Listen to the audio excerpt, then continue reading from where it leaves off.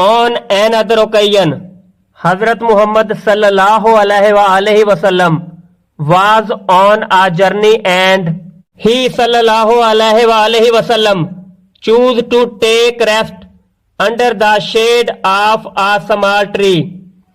ایک اور موقع پر حضرت محمد صلی اللہ علیہ وسلم ایک سفر پر تھے اور آپ صلی اللہ علیہ وسلم نے ایک چھوٹے سے درخت کے سائے کے نیچے آرام کرنے کا قصد کیا.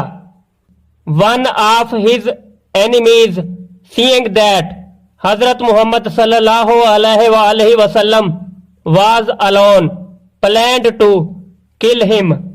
آپ صلی اللہ علیہ وسلم کے دشمنوں میں سے ایک نے دیکھا کہ آپ صلی اللہ علیہ وسلم اکیلے ہیں تو اس نے آپ صلی اللہ علیہ وسلم کو نعوذ باللہ قتل کرنے کا منصوبہ بنایا. Quickly he went towards him, took out his sword and asked حضرت محمد صلی اللہ علیہ وسلم, tell me who can save you now.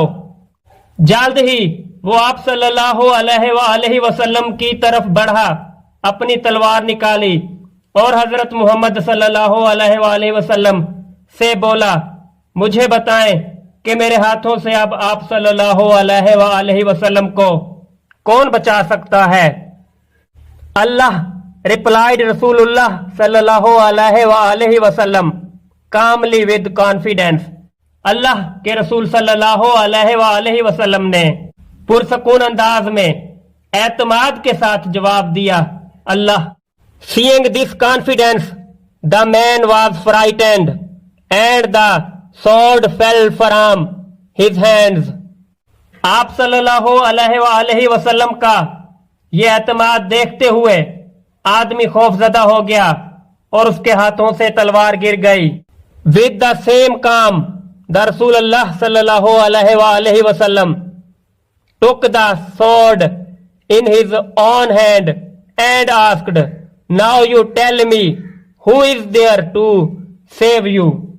اسی پرسکون انداز میں اللہ کے رسول صلی اللہ علیہ وسلم نے اپنے ہاتھ میں تلوار پکڑی اور پوچھا, اب مجھے بتاؤ کہ یہاں پر کون ہے جو تمہیں میرے ہاتھوں سے بچائے گا. No one, replied the enemy. دشمن نے جواب دیا, کوئی نہیں. No, you are wrong. The same Allah will save you now. Who saved me? said the generous Rasul, حضرت محمد صلی اللہ علیہ وسلم, and let the man go free. نہیں, تم غلط کہتے ہو, وہی اللہ اب تمہیں بچائے گا جس نے مجھے بچایا تھا.